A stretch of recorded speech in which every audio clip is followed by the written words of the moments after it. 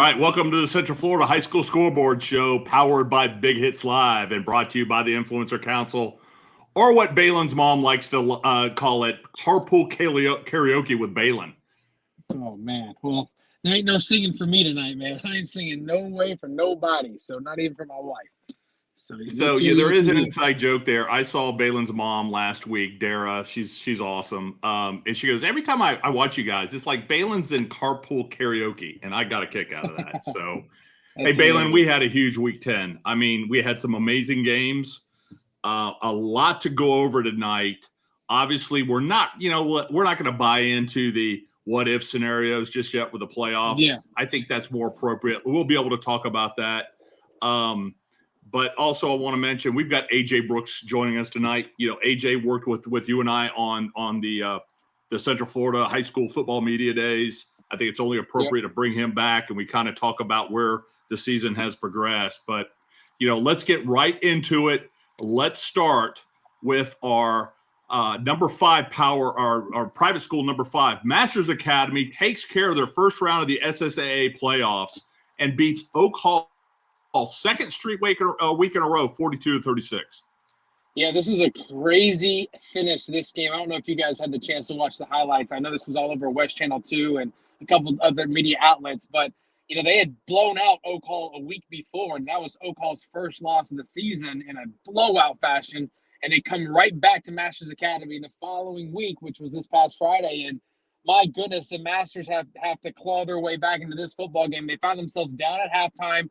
And then with 3 seconds left in the game, Dan, Oak Hall was on the 1-yard line and got tackled at the 1. No gain. Ball game is over. No more timeouts. No more time on the clock. Masters wins by 6. If they score, which, again, you talk about the what-ifs, Oak Hall scores there. They kick the extra point. They actually win the game. So great goal line stand with the last play of the game. And Masters advanced to the semifinals and looking to compete for another state title this year behind first-year head coach Garrett Kuzik. So, my goodness, great win for Masters. Absolutely. Let's move on. How about Melbourne Central Catholic, our number 3 private school team, blanks Halifax Academy 56-0. Halifax Academy started off the season so strong. Everybody was trying to figure out how good or how quality this football team was, and their losses this year have been all complete blowouts. And so Melbourne Central Catholic, obviously the district winner in that region, they are looking good. They have one of the best receivers, if not the best receiver on the East Coast, and Day Farmer, and he's healthy. He's come back. So look for them to really make a late playoff push there, Dan, and what a big win this was. Yeah, no doubt about it. Game ball goes to sophomore quarterback Joseph Allen, 7 of 8, 118 yards and 3 touchdowns. All right, Bishop Moore, number 1 private school, takes care of Lake Buena Vista 56-7. 6 games straight for Bishop Moore. Wow, great job for the Hornets in a blowout fashion. Now here's the only not cool stat, but interesting stat here, Dan. There's only 2 teams in that district, and these are the 2 teams. So with that being said, Lake Buena Vista is the district runner-up automatically, which puts them in the playoffs. So as of right now, so that's a very weird stat. They're kind of having, again, a so-so year, but because there are only 2 teams in that district and they were in the district championship game, it might be interesting for Lake Buena Vista to make a little playoff push there, but Bishop Moore handles this. They clearly show who the better team is in that district. And, man, Bishop Moore's rolling, man. And I tell you what, they had a young man that got a lot of mop-up time and was very impressive. Gabriel Diaz, sophomore quarterback, 142 yards total offense. All right, this was a big game here. This was the Baylin Bowl. Boone takes care of Oak Ridge 48-8. Not much of a game here. This was quite embarrassing for Oak Ridge. Now, there was a lot of injuries going on with Oak Ridge. I don't want to give them excuses, but they're playing with the backup quarterback that's never played quarterback before. They got a couple key injuries in certain spots, happened in the Lake Nona game. So, Boone's taking advantage of this, and they're going to need all the momentum they can if they're going to face a Seminole or a Lake Mary in the first round of the playoffs. So, and also the Battle of the Barrels next week, going into this matchup with some momentum. So, great job for the Braves, and they handle business. We're definitely going to talk about that. It's a huge rivalry game. How about running back, or at least athlete? I mean, Ligarius Marshall's doing it all. 12 carries for 49 yards and 2 touchdowns. Also had 7 tackles and a forced fumble on defense. All right, Apopka takes care of Evans, 33-13. Love this. You know, everybody was trying to figure out where Apopka stood after that Lake Mary blowout loss, and they were trying to see how they were going to respond because if they lose one of the next two games, Dan, it's going to be very hard to really make a case for Apopka to push late in the playoff debate. And they put that to bed easily here. Evans obviously has a pretty good season this year, and they blew him out. Now Evans did take an early lead 7-0, but after that it was all Tyson Davison, which again, if you guys saw the highlights, I was very impressed because they passed the ball more in this game. And Davison threw a couple touchdowns there. And Dan, you almost went to this game until you probably found out the score, and it was kind of lopsided because you're at the feast at the 50 in Camping World. Yeah. But, you know, Apopka definitely did some good things here. And again, great win for that program. Yeah, no doubt about it. And the game ball does go to Tyson Davison, the sophomore quarterback. 13 of 15, 157 yards and a touchdown. Also had 8 carries for 55 yards. First Academy drops to Foundation Academy. This was a big game we highlighted this week. 49-41 for Foundation. Yep.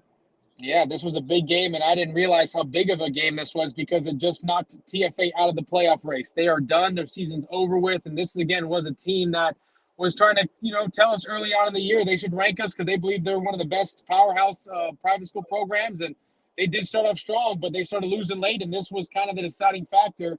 And I just trained their quarterback now, and they were just told today they are out of the playoffs, at least for right now. So that Foundation win for Foundation was big for that program, but that loss definitely hurt TFA. So great job to Michael Dove, the quarterback over at Foundation. He's only 6 passing touchdowns away from setting that all-time passing record at that high school. So look for a big week this week. All right, and let me tell you something. They have a stud on that team, JT Bronow. He has done it all year long, but listen to this, 26 carries, 394 yards and 4 touchdowns to lead the Lions. All right, Rockledge and O'Galley. We knew this was going to be a good one. O'Galley takes it 20-17. Wow. I mean, there's not much more to say. Just look at that score right there. I mean, anybody in the state looks at these two logos, they already know one way is the only way. And O'Galley definitely got this one. And what a big statement win for that program. You know, now it's really up to Rockledge how they respond against the best team in the entire state of Florida this week against Cocoa. So great win, big time win for that program at O'Galley. O'Galley, Baylin. O'Galley. Rayshawn Berry, the junior, had 13 tackles and two of those were tackle for a loss in that game. Spruce Creek, big over Haggerty, Baylin, 31-7. The only game I got wrong last week in predictions that I was actually able to predict. Haggerty went up 7-0 behind a big quarterback scramble run by Caden Mitchell, but it was all Spruce Creek after that. So, man, great job to Spruce Creek. Made a statement win here. Haggerty, you got to figure out some things offensively because your next couple of games are going to be big time. So, yeah, let's see what happens and how they respond. No doubt about it. They got a big rivalry game we're going to talk about. How about Tony Kinsler? This guy's done it all season long. The junior athlete had 8 touches, 122 yards. All right, Osceola and Toho. We talked about it before. Osceola takes it 30-0. That's why you play good teams. Toho is a definition of beating up on the little boys until they get met up with somebody that can match their size. It's called a bully, and they got bullied. And I don't think Toho has ever beaten Osceola in their history. They're definitely certainly not winning the district championship anytime soon. No matter what the record shows with Osceola, they're always battle-tested, always have the best athletes in Osceola County. And this is why you see another blank shutout win for Osceola. Again, Toho, great job, great season. Savvy Misek, you know, lighting it up. Arguably the number 1 passing quarterback in the entire state. But it's against no competition. And once you go to competition, this is the results, and they got 0 points out of it. So great job to Osceola. Probably their 50-something straight district championship. So great job. No doubt about it. And, you know, we keep hearing about Tavion Swint, and that guy is an amazing talent. But how about Elijah Hickson, the junior running back, had 20 carries, 149 yards, and a touchdown. Eustis beats Mount Dora in the LaForest Bowl 28-0. Wow, I am shocked at this score right here. I thought it was going to be a closer game, but my goodness, this was a mollywop, and it all went Eustis's way. Mount Dora, you know, they had a big momentum going in this game with a big win over their rival in Cerveris. Man, they got shut out and beat pretty soundly. So great job, Eustis, in that football program. No doubt about it. I like what Coach Frank Scott's doing over there. How about game ball going to Troy Saladin, senior quarterback, 20 of 29, 189 yards and 2 touchdowns.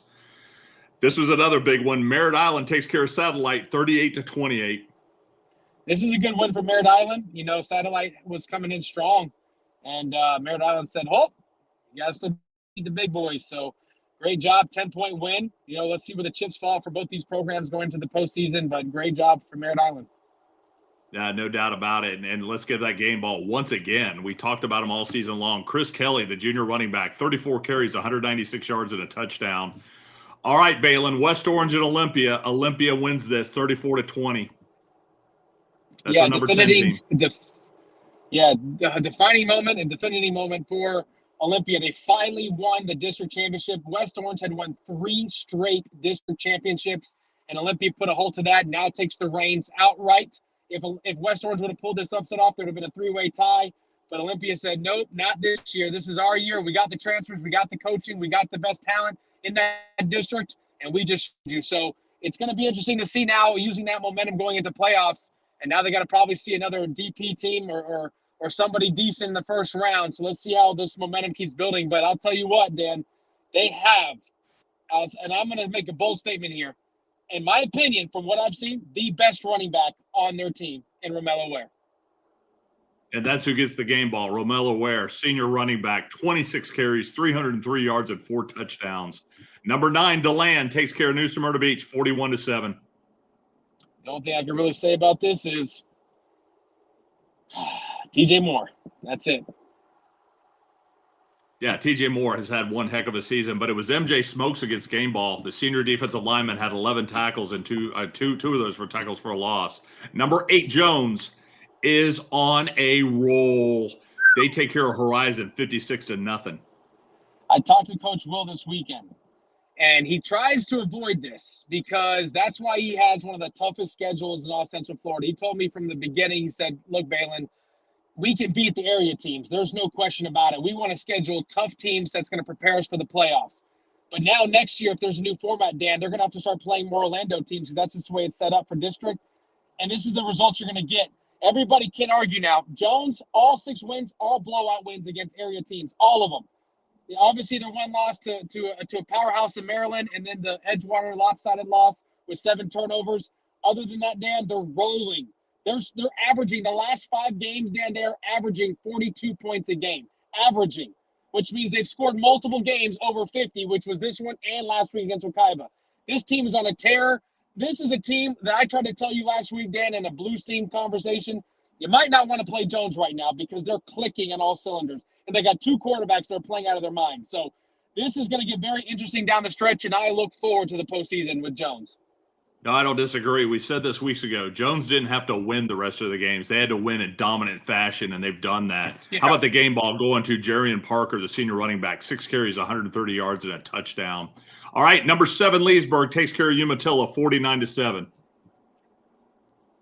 Leesburg, only 4 times in that program's history have they ever won 9 games in one season, and it happened on Monday night. They finished their season, the regular season at least. They're trying to see where they seed playoff-wise. Obviously, strength of schedule is very weak, but they have dominated every single game this year, and this is just another statement win for that program, finishing 9-1. Their only loss to a state powerhouse in Vanguard. Hopefully that gives them points. Obviously, Vanguard has lost the last couple of weeks, which does not look good for Leesburg and their only loss. But at the end of the day, what a phenomenal season. It's their first season. I don't think no one expected this. Maybe 6-4, 5-5 after coming off a 1-9 season with the new coaching staff. But boy, they have turned this program around. Look for this offseason, Dan, to be special for Leesburg. Multiple transfers probably in that county. They're going to want to compete with the Lake Mineolas of the world. They're going to want to compete with the big guys. They're probably going to throw a Jones on the schedule next year. Who knows? Because I think wherever Coach Moffitt wants his team to go, they can get there because they're well-coached, well-disciplined, and they're starting to win football games. And that is a winning recipe for the future. No doubt about it. One of the things that I would love to see is Coach Moffitt scheduling Winter Park, his former team that, who's the OC for a number of years. Wouldn't that be fun?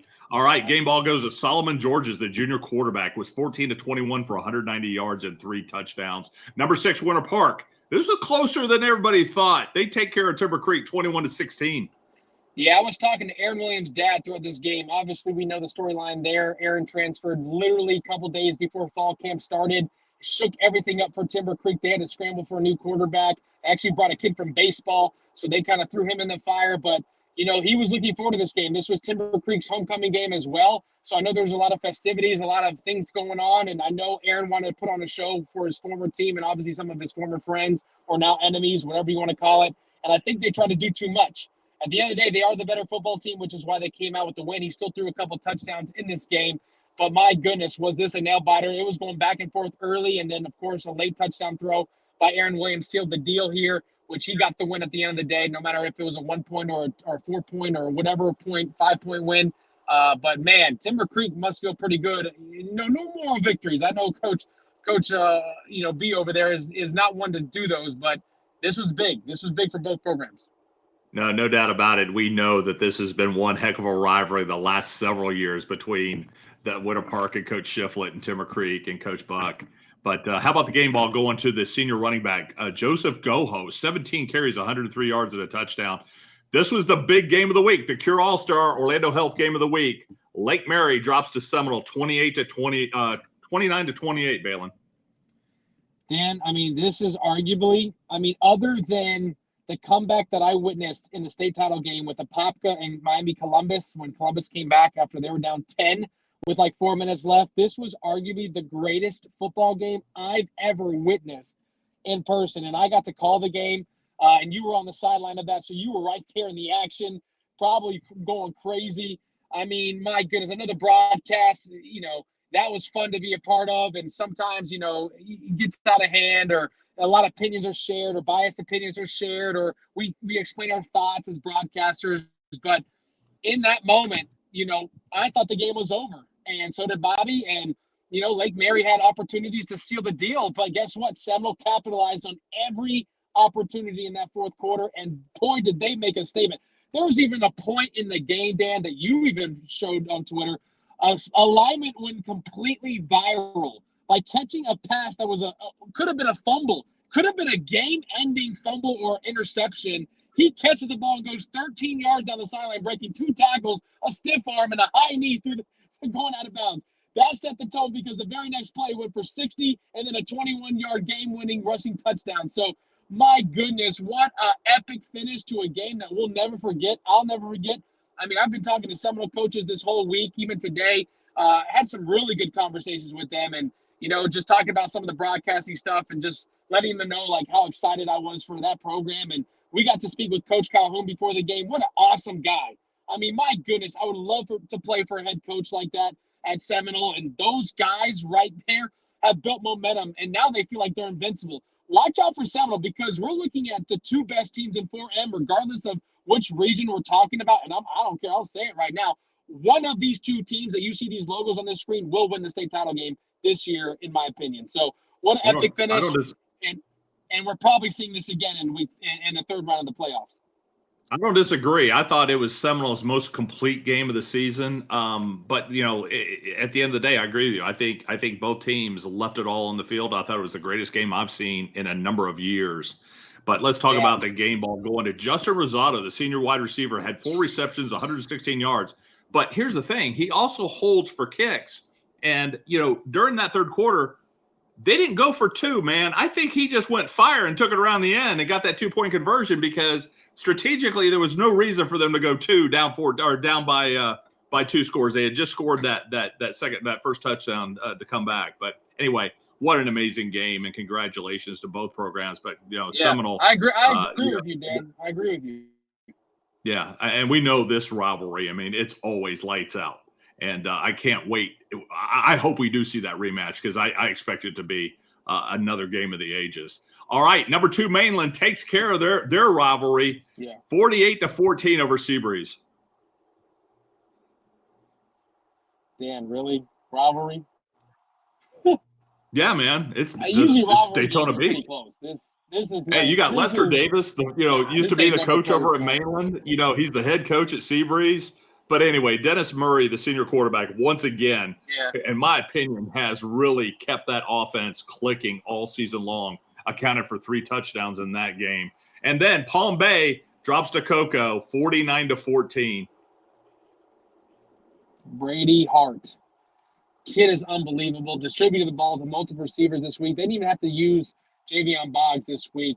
They're rolling, man. I'm telling you what, if you talk about the easiest prediction in the entire country right now, it's Cocoa's winning state, and they're probably molly-whopping every team they see from this point on.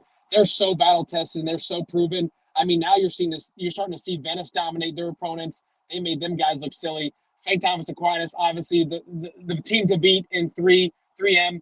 So, right now, Jones, obviously now the way they're rolling, those wins that they have over some of the top programs in the entire state of Florida is now going to, propel them to win state. And I think it's going to be easy, Dan. And they're just going to continue to put up numbers like this.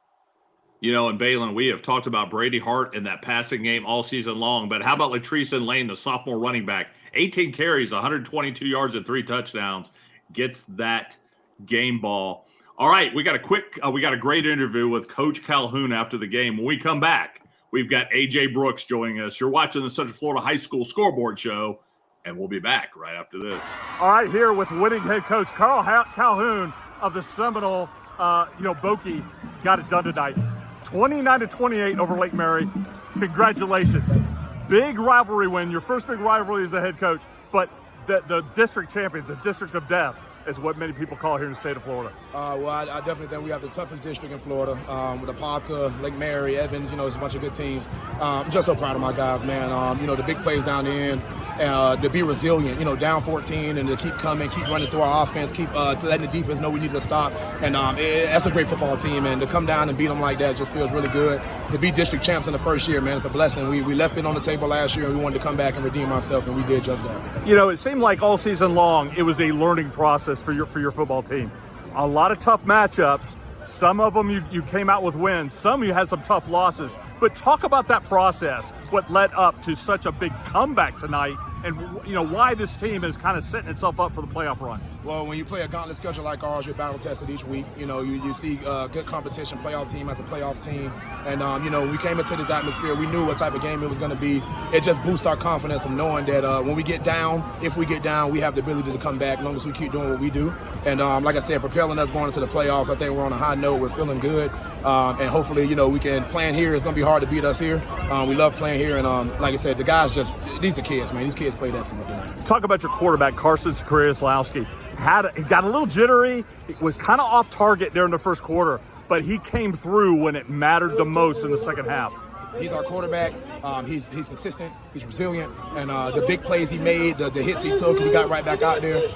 He's a great player, man. I'm just so happy to have Carson. He's so fluent with the offense. He's fluent in what he does. He knows what he sees. He lets us know what he sees. And I'm just blessed to have him. He's our quarterback, and we're proud of him. So much talent on your defense. But Preston Watson, week in, week out, seems to be the key. He wears down those offensive linemen. Talk about his presence tonight. I saw that being a key part of the turn for your team going into the second half. Preston Watson is the best defensive tackle in Florida. I've said it before. He is, and he dominates games. Whether he's inside, outside, he just dominates games. And eventually it's going to be hard to keep blocking that 6'3", 280-pound guy. And he made the plays when it counts. Big sacks, big pressures, relentless effort. He's just an amazing player. I'm just so blessed to have him. Coach, you end up 8-2. Now you get a week off and wait to see who you play in the playoffs. What is your message to your team as you kind of wait here for the next 14 days? No matter who we have, no matter who's on the schedule, we got to play Seminole football. We don't need to revert back from it. We need to stay consistent and do what we do. And we'll be ready going into the playoffs. All right, good luck. And we'll see you here in a couple weeks. Appreciate you, Dan. All right, welcome back to the Central Florida High School Scoreboard Show. I'm Dan LaForest. That is Baylin Trujillo. And welcome, AJ Brooks. AJ, welcome to the show, man. We started this season with you at the Central Florida High School Media Days at Camping World Stadium with Florida Central Sports. And here we are in the last week of the season, my man. Yeah, it's been a crazy, crazy season. Good seeing you guys at pretty much every game this season. Baylin, I didn't see you last week. Were you up in the press box? Yeah, I was calling the game on the broadcast. Okay, yeah, that's what I figured. So, yeah, we both witnessed, all three of us witnessed probably one of the greatest games we've seen in a long time with Lake Mary and Seminole. AJ, what are your thoughts on that game? Exactly what you guys have been saying, I think that was probably one of the better games that I've seen in easily the last 3 to 5 years. I thought Lake Mary controlled the game, if I'm honest. I thought Lake Mary controlled the game throughout the game. They had the game won for 3.5 quarters. But the last 4 or 5 minutes, Seminole was just resilient.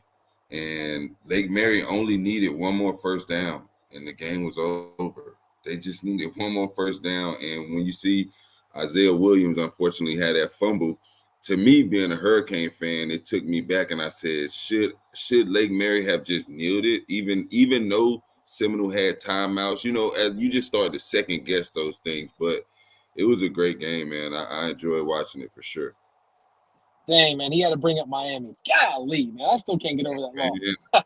I can't get over it either. It's tough. All right, but the thing is that was so enjoyable is both teams were extremely disciplined. I had keys to the game, and the keys were turnovers and penalties primarily. And both teams were very disciplined, especially in the first half. Like you said, I even did our halftime report with Baylin, and I was talking about now it comes down to big plays, and we saw a lot of big plays in that game. But like I said, I thought it was an amazing game. AJ, when we started the season together, we all had expectations. Every team across Central Florida had expectations. What are a couple of things that you kind of learned about certain teams and certain players as the season has progressed? Number one, I will honestly have to point out Edgewater. I did not personally I didn't think Edgewater would be at this point in the season undefeated. Losing All-American 5-star running back CJ Baxter. I just thought that they would lose a couple games, but they've been resilient as a program. Much respect to Coach Duke. It's just a testament to me of how good of a coach he is. So Edgewater is the number one team that stood out to me this year. And then going to Brevard County, looking at Ugali and Heritage. Obviously, Cocoa, they're the king of the jungle in Brevard County. No one is surprised or running away from that. But Heritage and Ugali have had a great season. Both teams 8-1. And Ugali lost to Cocoa, and Heritage, they did lose to Oviedo.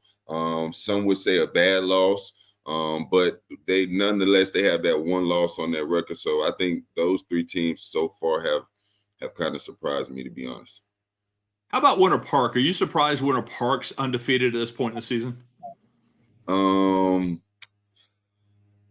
No, I'm not. Just being quite frank, if you look at Winter Park's schedule, they've only played one team that has a winning record, and that's Haggerty. Obviously, Evans is trying to go 5-5, finish 500. So I like that Winter Park is winning the games that they're supposed to win. But I think that their non-district schedule, they might look to beef it up, and that should kind of potentially help them when it comes time to play those teams in the playoffs. If there's a surprise team that you saw this year, somebody that you were looking for somebody to kind of come out and really make a statement, what is that team?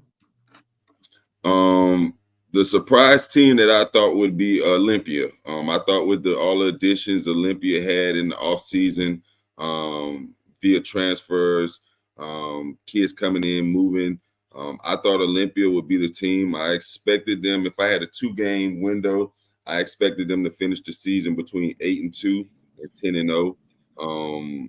I did not see them losing to Wakaiva, but it happened. I think Tyree was Superman that day. So when you have a great quarterback, they give you the opportunity to win every game. So that's what happened in that game. And then they lost a tough one to Apopka. They just couldn't stop the run. Apopka had over 45 rushes that game. So Apopka just dominated the game. But Olympia was the surprise team that I was looking forward to watching this year. Yeah, I don't disagree, Baylin. We talked about Olympia. One of the teams that I, what I said was, and going back to Jones, I want to talk about Jones real quick. I think Jones, and I said this on West too earlier in the season, was I felt like they were the most talented team in Central Florida, top to bottom, and really they're the only team that has played with Cocoa outside of St. Thomas Aquinas. No, Jones is in my opinion, Jones is cream of the crop. And when it comes to our coverage areas, they're on that short list with Cocoa. They were defeated by Cocoa 2 points at the beginning of the season. Then they went to Duncanville, and if I just be quite frank, every team in this area would have lost to Duncanville minus Cocoa would have gave them a shot. But if we be honest, every team in this area would have lost to a team like Duncanville. That's a powerhouse. And then they came back and they lost to Edgewater. So then that is what really made me say, man, is Edgewater really, are they that good? When Edgewater convincingly beat Jones, that's when I really had to pay attention to Edgewater. But listening to you and Baylin speak, Jones is a team that you don't want to play Jones right now. The train is rolling, and it's typical Jones high school football right now. So they're getting ready for the playoffs. So we'll see what happens. But I love Jones at this point in the season for sure. Yeah, I'm glad you pointed that out. Yeah, I'm glad you pointed that out. Yeah, no doubt.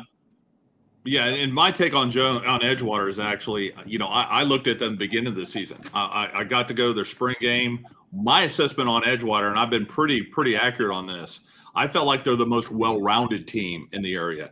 Strong on offense. I think they're better without C.J. Baxter because of the fact they're not depending on C.J. Baxter. The second thing is I felt like defensively, they've got dudes across the board, and special teams absolutely outstanding. So I believe Edgewater is right where they should be, and they're going to make. I agree. We talked about Seminole and Lake Mary meeting each other in the playoffs. Edgewater Jones, part two, in the history of those guys, they don't beat each other twice in a season. So we're going to have one heck of a time, watching these contests, especially out of Central Florida. But we're going to be talking more about who's in the playoffs next week. We're going to be talking about those matchups as we start seeing who's playing and who's going to Tampa, who's going to Jacksonville, who's going to be staying in the area. It's going to be exciting as we get into this. But, there's so much that goes with high school football. And, the coaches have done such an amazing job, and I don't care where you're at, of keeping these guys. It's been a crazy year from an injury standpoint. So, all right. Hey, AJ, we're going to keep you with us, man. We're going to go ahead and go to our dudes of the week. So before we get there, I want to say one team that I'm actually surprised both ways, where I'm surprised about how bad they are, but how good they are. And I'm going to talk about Osceola. That's another team right now that, in my opinion, you don't want to see in the playoffs. That could be one of those teams where they can kind of sneak up on you because now you got everybody healthy. So, give them any type of momentum. That's a scary football program. Now, obviously, they start off 0-5. 3 of the first 5 losses, they didn't have Swim. He did not play at all. And so now you're going to see a team, I think, that's been in the playoffs, been in these scenarios, that could surprise you. So that's probably my surprise team this year. No doubt about. They're going to end up being 4-7 most likely after this next week, and district champions. And at the end of the day, That's all you can want. Well, let's get right to our dudes of the week, and let's go with our offensive dude, guys. JT Bronow, the senior running back from Foundation Academy. You can't argue this. 26 carries, 394 yards, and 4 touchdowns. Also played defense. It's not like he got off on the sideline and got the rest, man. Had 5 tackles on defense against First Academy. Yeah, this is a special performance by that guy right there. And my goodness, I mean, you see 4 touchdowns by anybody with over 300 yards accounted for. That kid can win any offensive dude. I don't care what level it is, any day of the week. That's almost playing 3 football games. Yeah, that this kid has Power 5 ability, so it doesn't surprise me at all. No, he is. He's something special, and I got to watch him quite a bit last year. So to watch him continue, and especially how Foundations Academy's gone along, but that was a big game we talked about with them at First Academy. I like what they've done over at First Academy and how they're progressing. Our defensive dude of the week, guys, Tyron Randall, the senior linebacker out of Jones, had 9 tackles, 2 tackles for a loss and a sack. AJ, go ahead. Baylin's getting situated. Yeah. Tyron is an absolute athlete. We had a camp last year, and he actually was the offensive MVP. He lined up as wide receiver, and the kid is an athlete. It's just I can't say enough about Tyron. He's a great athlete, and I look forward to seeing how he continues to dominate going into the postseason. Yeah, I talked to Coach Williams earlier today, and he was telling me the fact that he hasn't played defense until this year. You know, he was a tight end, and he is so proud of the work he's put in and how he's playing on defense, Baylin. Believe it or not, he was a quarterback at one time, and I actually trained him. He was. So, put that in perspective. I can feel that pain, man, the transition of the game, and that's why I love the game. I love football players and oppositions. All right, special teams deed of the week. Evan Scruggs, the senior kicker from Bishop Moore, 8 of 8 on extra points, had 8 kickoffs that averaged 59.3 yards and had 2 touchdowns, guys. Yeah, that's big time. AJ, this guy's done it all season long. I mean, he is no doubt. If I was going to pick 3 great kickers in Central Florida, he's definitely one of them. Yeah, we love Evan. Special shout out to Bishop Moore, home of the Hornets. So, yeah, I think this is a great special teams dude of the week right here. Baylin, do you have anything to say nice about kickers? I think Baylin's stuck in Wawa. All right, guys, let's move on to our new top 10. And here it is. Actually, Olympia stays at number 10. DeLand stays at number 9. Leesburg falls to number 8. Jones moves up. They are 6-3, but they are on fire to number 7. Winter Park stays at number 6 at 8-0. Lake Mary falls 1 spot to Seminole at 8-1. Seminole moves up to number 4, flip-flop there. Edgewater stays at number 3 at 9-0. Mainland 9-0 at number 2 spot. Cocoa at 8-1. And then our private school top 5, Masters Academy stays at number 5 at 7-2. Holy Trinity stays at number 4 at 7-2. Melbourne Central Catholic stays at number 3 at 8-2. OCP still in there at 8-1 at number 2. And then Bishop Moore, our number 1 private school, is sitting at that number 1 spot. But next up, AJ, we talked about this. We can only get 10 teams in the top 10, but you have to say a lot about O'Galley at 9-1, Titusville 9-1 or 8-1, Titusville 8-1, Heritage. You mentioned the Oviedo game. I was there. That was again, extremely exciting game. But Heritage has had one heck of a year. I love OC University. I love what Coach Jason Roberts has done there in his first year at 8-1. Oviedo 7-2 going in the rivalry game this week. Apopka is still on that bubble at 6-3. It's still Apopka, and they're getting healthy. Lake Mineola at 6-3. That is our next up on that bubble. Well, AJ, man, I appreciate you sticking with us. It's always been fun hanging out with you all season long, and hopefully you'll come back on the show here later on. We're going to keep this thing going all the way to state playoffs. Yes, sir. It was great being on the show. Appreciate you guys. Keep up the good work. Keep doing what you're doing. You guys doing an amazing job. Well, I tell you what, we're going to get ready for Baylin's predictions. We're going to get ready for Baylin's predictions. And I got a surprise. We have a surprise picker joining Baylin and I as we take a look at Week 11. You're watching the Central Florida High School Scoreboard Show, and we will be back right after this.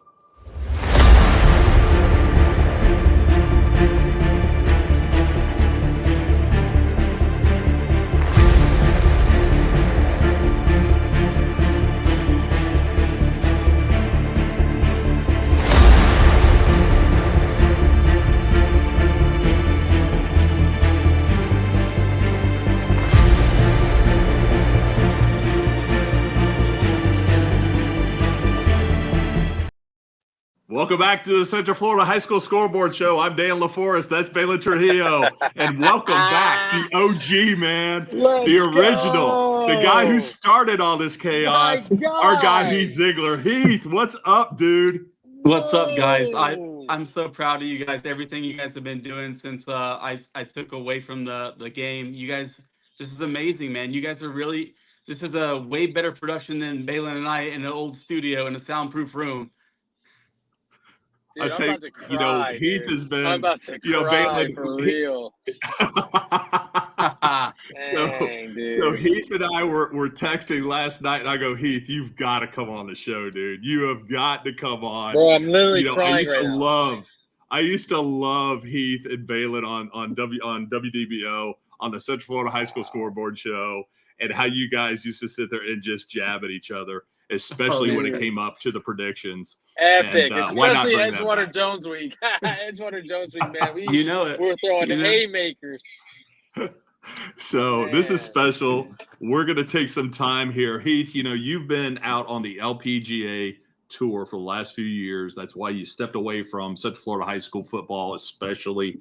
But, you know, what you started with Nicky football, and then, you know, adding in, you know, eventually with Baylin, and we were able to take that into another show previously, but now, you know, we're doing it ourselves. And I tell you what, it is amazing. You know, we're having a ball doing this, and we're getting a lot of great viewership and a lot of great comments on this, but no different than what you did back in the day. So Appreciate that. Thank you. You know, what do you think? I mean, you know, at the end of the day, you know, I know you keep an eye on high school football here in Central Florida. You know, what are your thoughts on some of the storylines?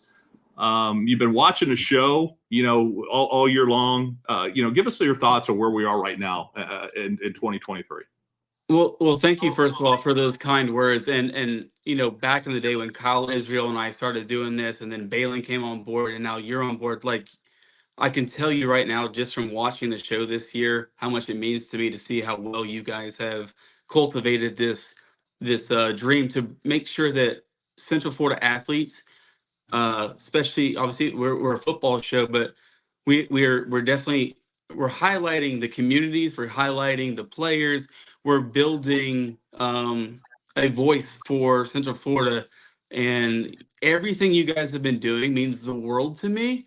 And I think overall, if I want to look at the big picture, I mean, I don't have the answers for who's the best team, because you guys are the experts, but this was always a dream of mine. The fact that you guys are doing this the right way, and I just want to tell both of you and AJ for coming on. You guys are doing something really special for this community, and love you guys for that, man. Love you guys.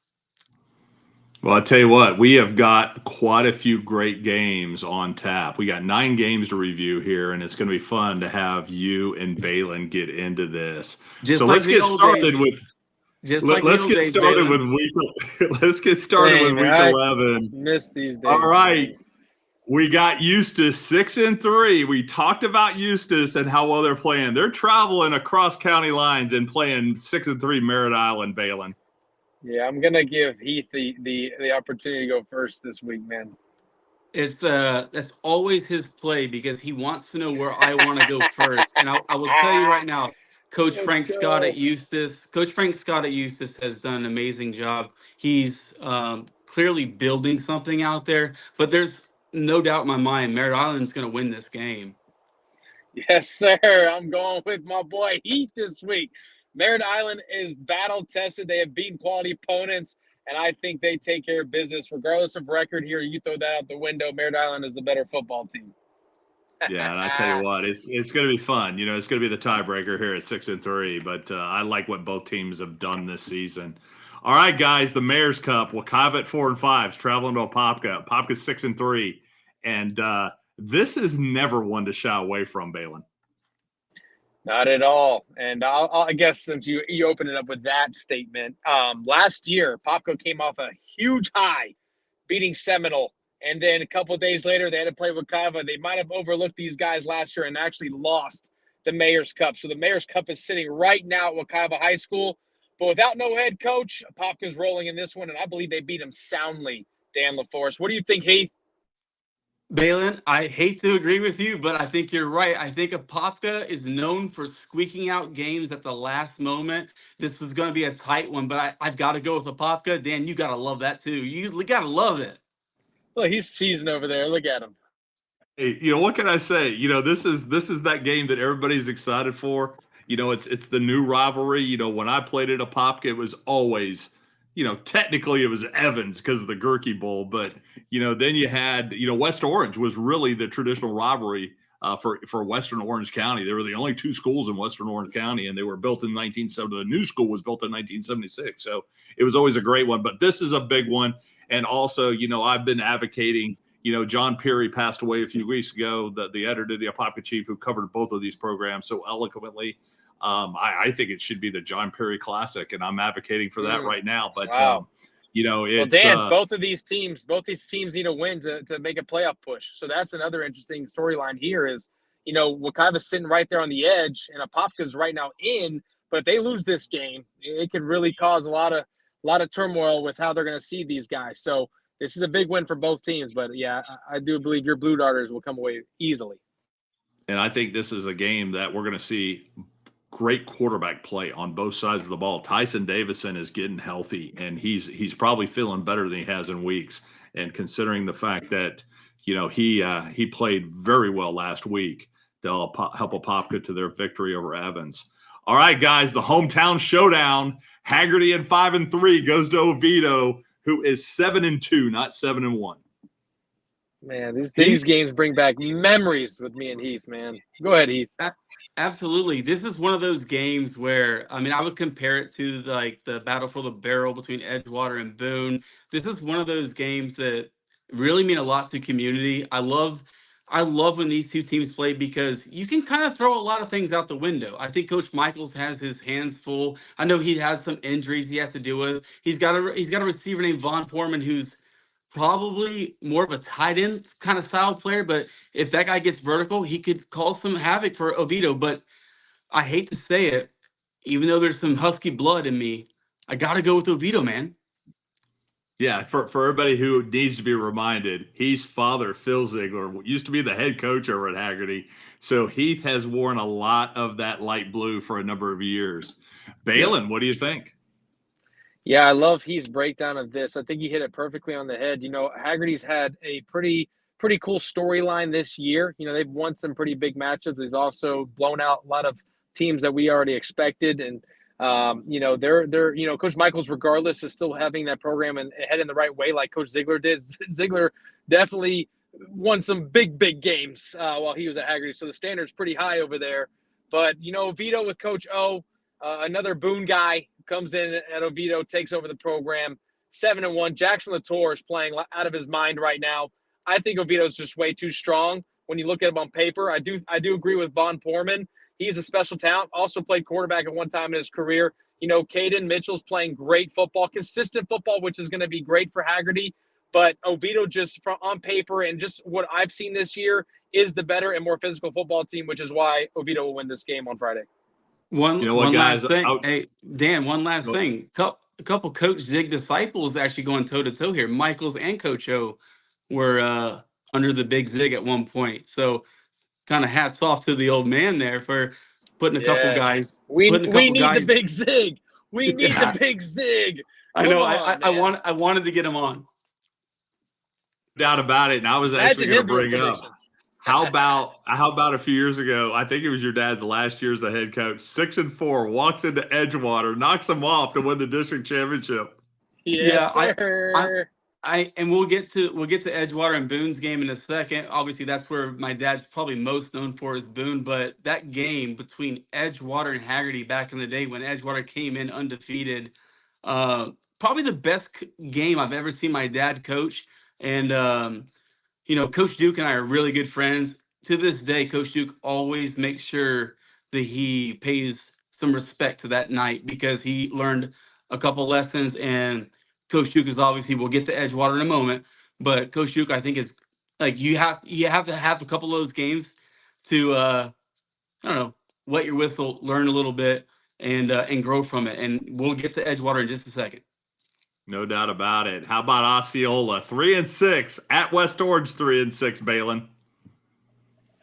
Yep, I just talked about Osceola with AJ Brooks. I love West Orange. I love the coaching staff again. I love Jack Riley, the quarterback over there. But Osceola, regardless of record, throw it out the window.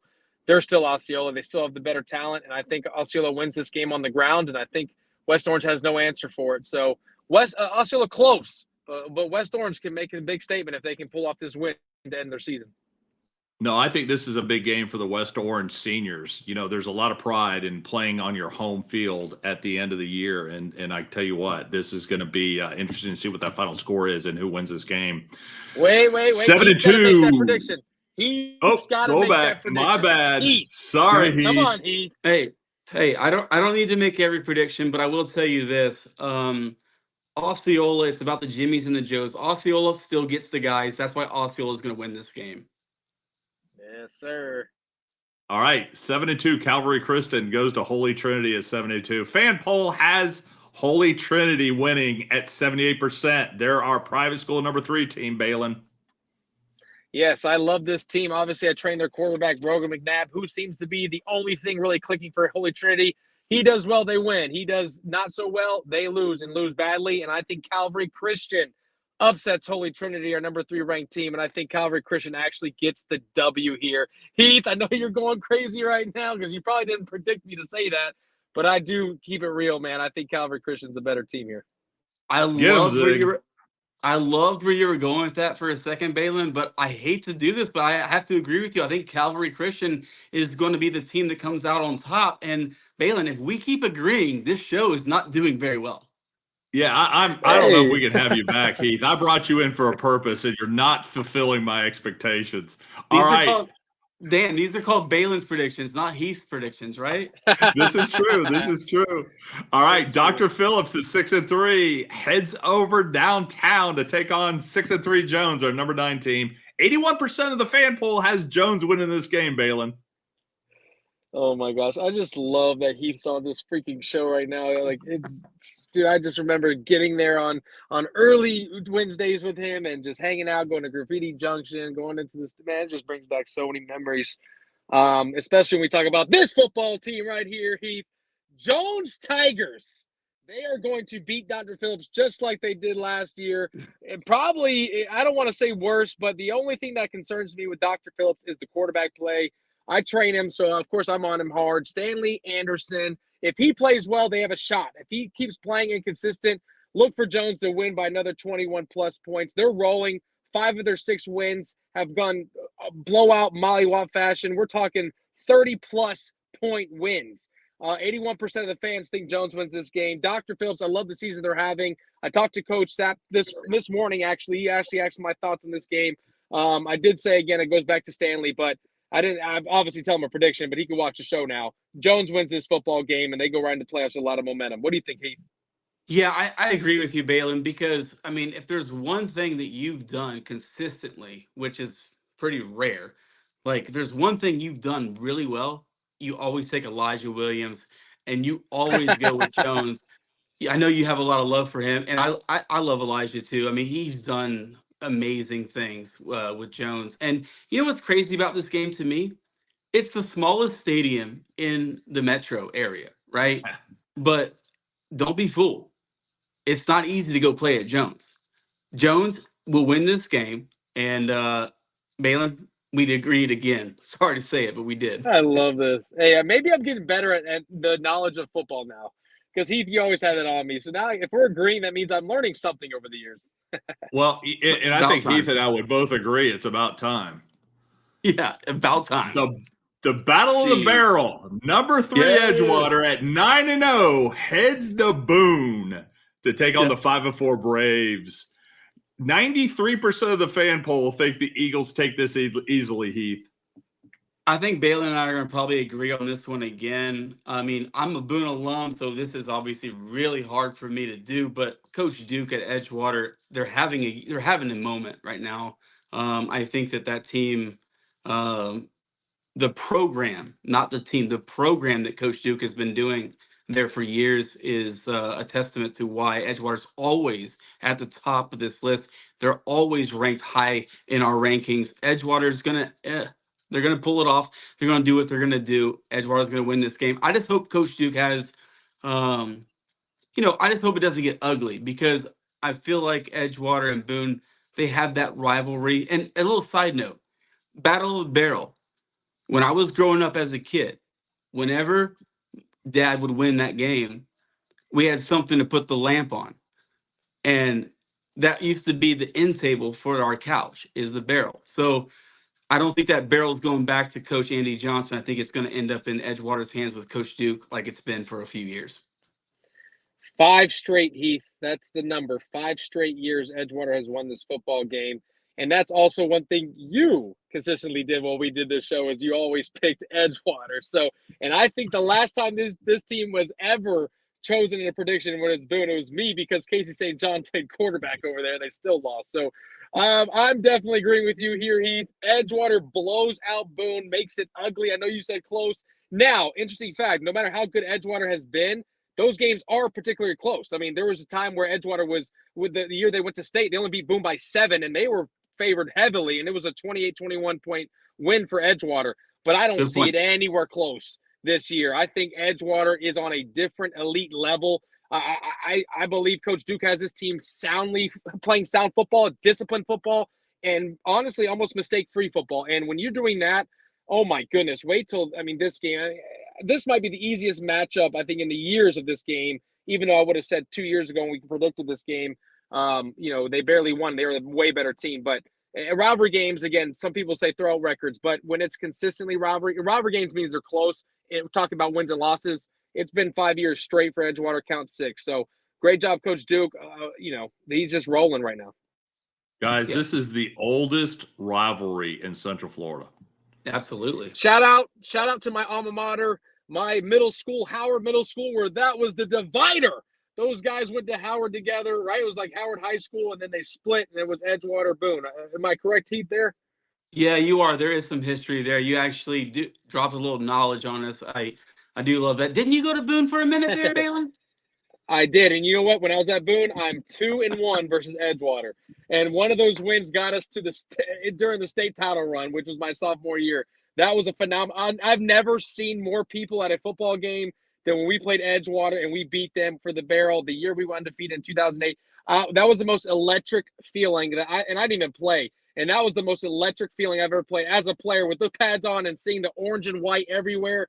That was the wildest scene ever, and we got the W over Edgewater, and then we ended up beating Apopka a couple weeks later, and that was another crazy atmosphere, but nothing like the Edgewater-Boone game. I'm going to tell you guys this right now. It is the best rivalry in the metro, like Orlando area. It has the most history. It's got like they had the biggest crowd, I think, ever when they played it at the Citrus Bowl for the 50th.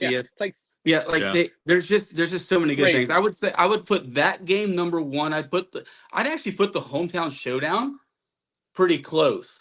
Like in terms of there's nothing like this. Okay, what's the next? Man, I think rivalry? that Lake Mary. I think the Lake Mary Seminole game is just huge that was wild too. Yeah, guys, for the 3rd straight year, they're turning people away at the gates. I mean, it was absolutely insane. But here's another fun fact for you guys. You're gonna love this. I went to Shenandoah Elementary until 3rd grade. Me too. I was almost a break until we moved to Zellwood. Yeah. That's why you and I get along, Dan. Baylin, we have some other things to work out with him. Yeah. All right, guys. The Cure All-Star Game of the Week. Number 5 Lake Mary heads to Mainland to take on the number 2 Buccaneers, who's undefeated. 58% of the fans say that Mainland are going to take this. Baylin. Oh, sorry. I thought it was me. No, I'm just kidding. No, you know what? At the end of the day, I win because I train both their quarterbacks. Both of them train together every Saturday, even win or loss, which Mainland has not lost. Here we go, Heath. No, but you know what? I'm very impressed with Lake Mary. I have not seen Mainland play. The only thing I've seen is highlights. Mainland, honestly, in my opinion, this is my opinion, so those that are going to watch, it's my opinion. Mainland hasn't faced anybody near the talent that Lake Mary has. Yes, they beat DeLand. That's quality. Yes, they beat Bartram Trail with a backup quarterback, mind you, and a comeback win. Other than that, they've beaten up on every single East Coast team, and it hasn't even been close. They obviously, and I honestly think, and I don't care what anybody else says, it doesn't matter. LJ McCray is the best defensive player in the entire state of Florida, without a question. Number 1. He just committed to Florida State, committed to the Gators. not commit to Florida State. I saw him at Florida State, but he committed to the Gators. I know Dan LaForest is excited about that, and I know Yes, my boy sir. down there underneath me is a Tennessee fan. He won't claim it, but he's pretty upset about him not being a volunteer. Anyways, going back to the point, Mainland has a chance to beat Lake Mary, but it's not happening. Lake Mary is winning this football game, and I think they have momentum going into the playoffs. I just think they're going to have a sour taste in their mouth with a Seminole loss, and I think they come back. And I don't think many people would disagree. Honestly, maybe Heath, but Lake Mary, I just think they're playing it out of their mind. They beat Mainland last year. Mainland went to the state title game last year, and Lake Mary still beat them 20-14. So I just think that, it's going to come down to coaching. I think Mainland has awesome coaching. I think Lake Mary has awesome coaching. It's just that offense is something I've never seen before. And Noah Grubbs, as much as people, think that I'm biased, they can all agree. He's playing out of his mind. So Noah Grubbs, maybe 3 or 4 touchdowns, they win the game. No, I think Noah Grubbs is the real deal. I saw that you guys had a visit recently. I know that you took him on that, but I want to tell you about something that happened 7 years ago. I volunteered at a Lake Mary Pop Warner camp. So I trained all the players at Lake Mary because for 1 hour. I'm now the trainer for all the Lake Mary players, and I think Lake Mary does win this game. There we go. All right, guys, we agreed on every game. I'll be calling this game with Bobby Allen on Friday night. Now, here's my assessment. I think Mainland has not seen the efficiency of an offense like Lake Mary has. On the other hand, I don't think Lake Mary has seen the speed and size of Mainland's defense until now. I think this is going to be an incredible game. So, listen, I'm not taking anything away from Seminole. Absolutely. I think Seminole is one of the most talented defense in Central Florida, if not the state. I'm just trying to give an honest assessment of what I see from this game. Now, with that being said, guys, we had over 6,500 views on the Lake Mary Seminole game on the Cure Bowl YouTube channel. I expect this game to be watched across the state, and it's going to be much bigger. This is going to be huge. And Baylin has disappeared, Heath. That might play to our favor. The Barbecue Bowl, number 1 Cocoa, who's 8-1, is traveling to Rockledge at 5-4. This is a big game every year. 94% of the fan poll has Cocoa winning that game. Yeah, Dan, I mean, we were just talking about rivalries. I mean, you got to kind of put this up there too. Rockledge has become a power, a force, right? And they're the one thorn in Coco's side that could give them issues. But there's no way that Cocoa is going to fall to Rockledge. Cocoa is the best team in the state in their class, in my opinion. I think they're gonna moonwalk into another state title. I agree with you, Heath. I'm back. You thought you lost me. I know you're on, Heath, so I'm back. And I love that you put 9-0 there, Dan, because they should be 9-0. The state should award that win to Cocoa. It was a subliminal message. I love it. I love that. And I think Cocoa wins by 28 plus. I don't think I've ever had that big of a margin of victory, but I think they destroy Rockledge. Baylin, I don't think it's close. Baylin, what do we call a 28-point win? A freaking mollywop, baby. There you that a boy. So, hey Dan, before you end up kind of ending these predictions, I'm going to give Baylin one chance to pick one game. If you could change your mind about one game, Baylin, what game would you change your mind on? Which is the one that you are sitting the tightest on? Like the outcome that I predicted in the past? Yeah, because we just went 8 for 8, the same picks. I'm giving you the opportunity right now to get yourself out of one of those games. Pick one. If you could pick one game, pick one. Buddy, you know me. Whenever I make a prediction, I stay true to it, my guy. There ain't gonna be zero changes in my predictions. Not that now. Okay, Mainland. I would say Mainland wins. Yeah. Okay, that's what I thought. Hey, Now I'm gonna double down and I'm gonna stick with my predictions because that's what I do. I'm the safety loyal pick right here, man. I got you, bro. Nah, I love you, man. Jeez. I tell you what, this has been an absolute ball. And, Heath, I appreciate you taking the time. I know how crazy your schedule is now. You're currently in Arkansas, right? That's right. Yeah. Up here in Arkansas. And I love what I'm doing. I miss the scene. I miss being on the sidelines. I miss calling games with you guys. But once again, just like I started this whole thing off with tonight, I'm really happy for you guys and proud of you guys. And it means a lot to me to see what y'all are doing for this community. Thank you guys. Heath, you're the starter of it all, baby. Yeah, That's it. man. I mean, you're the OG, and you're welcome back anytime. Hopefully you'll be able to take some time and come back with us, guys. Let's remind we got the Cure All-Star Game coming up. We're going to be getting more invites out here really soon. Also, Baylin's going to be working on a nice little deal too. Is the All-American Bowl, which is going to be on December 28th at Showalter Field, and it's an underclassmen game. And I know he's going to be working on that here over the next few weeks too. So much great opportunity for young people to get exposure, and that's what we're all about.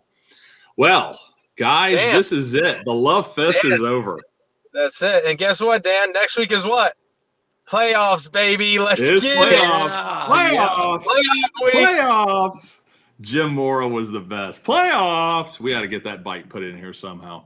All right, for Baylin Trujillo, Heath Ziggler, I'm Dan LaForest. You're watching the Central Florida High School Scoreboard Show, and we're out.